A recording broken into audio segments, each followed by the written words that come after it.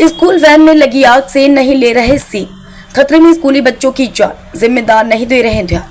फर्रुखाबाद जिले में इन दिनों यातायात माह मनाया जा रहा है। लोगों को नियमों के पालन का पाठ पढ़ाया जा रहा है, लेकिन इन्हीं नियमों के रौंदते स्कूली वाहन परिवहन विभाग के अधिकारियों को नजर नहीं आती, या फिर यूं कहे कि उन्होंने जानबूझकर अपनी आंखें मूंद लेते हैं।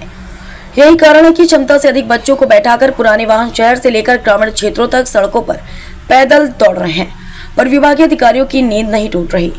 मंगलवार की सुबह स्कूल वाहन गोला गौतम बुद्ध शिक्षण संस्थान कनकौली की स्कूल वैन में जा रहे छात्र स्कूल अकमेलपुर के निकट अचानक स्कूल वैन में लग गई थी आग। स्कूल के बच्चों ने कूदकर बचाई थी जान, कुछ को ग्रामीणों में बाहर निकाला था। देखते देखते स्कूल वैन चलकर विकराल रूप धारण कर चुकी थी। घटनास्थल पर पहुंचे ग्रामीणों ने आग बुझाने को, और जैसे ही इस घटना की जानकारी आरटीओ को हुई, वैसे ही स्कूल में लगे प्राइवेट वाहनों पर कार्रवाई चालू हो गई। जब पड़ताल की तो जगह जगह चालक नियमों को रौंद कर मासूमों की जान को खतरे में डालते नजर आए। बुधवार को यह स्थिति नजर आई। शहर के विभिन्न स्कूलों और कॉलेज में लगी प्राइवेट वाहन 7 सीटर वैन पर बीच में लकड़ी की बेंच डाल रखी थी।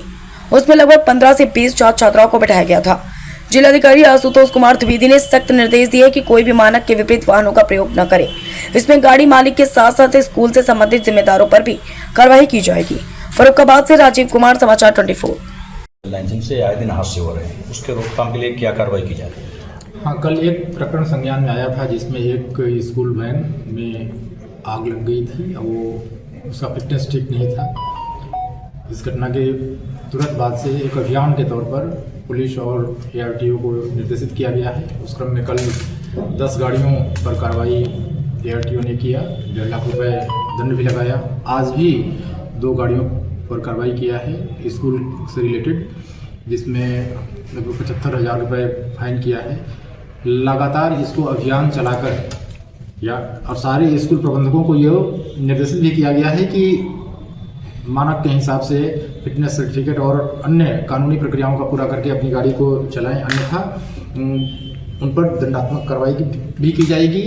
वाहनों पर, वाहन मालिकों पर भी और स्कूलों पर भी जो स्कूल से जुड़े हुए हैं, और उनकी भी जिम्मेवारी है कि यदि कोई प्राइवेट वाहन एजेंसी भी उनके स्कूल से बच्चों को लाने ले जाने का काम कर रही है तो उनके भी फिटनेस को देखें। अपने बच्चों के भविष्य के दृष्टिगत अभिभावकीय रोल उनका भी होना चाहिए, इस दृष्टि से उनको भी निर्देशित किया गया है। सर, बहुत सी मारुति वैन है जिसमें एलपीजी का प्रयोग किया जा रहा है, एलपीजी से मतलब हादसे हो रहे हैं।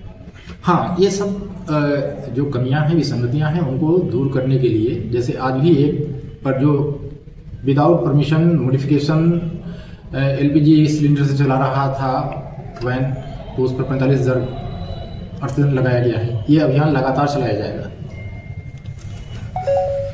आने ले जाने का काम किया जा रहा है, इस संबंध में क्या कार्रवाई की जा रही है आपके द्वारा?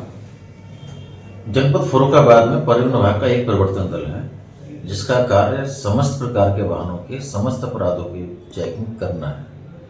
हमारे द्वारा ओवरलोड, हेलमेट, सीट बेल्ट, स्कूली वाहन, सभी प्रकार के वाहनों की चेकिंग की जाती है।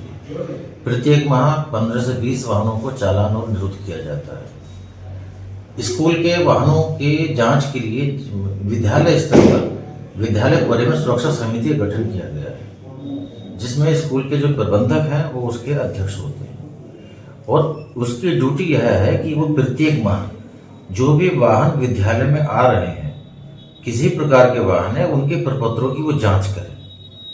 ये हमारे मोटर व्हीकल एक्ट में मेंशन स्पष्ट कर दिया गया है।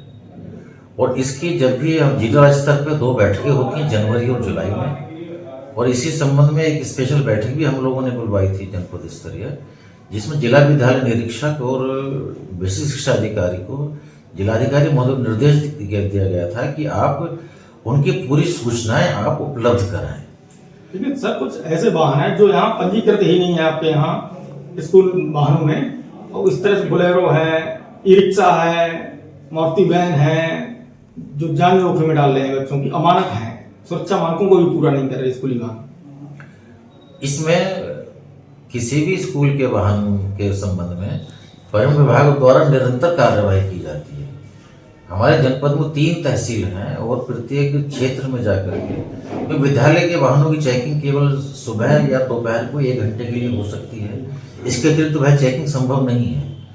उस अवधि में उनकी चेकिंग की जाती है, उनको चालान बंद किया जाता है।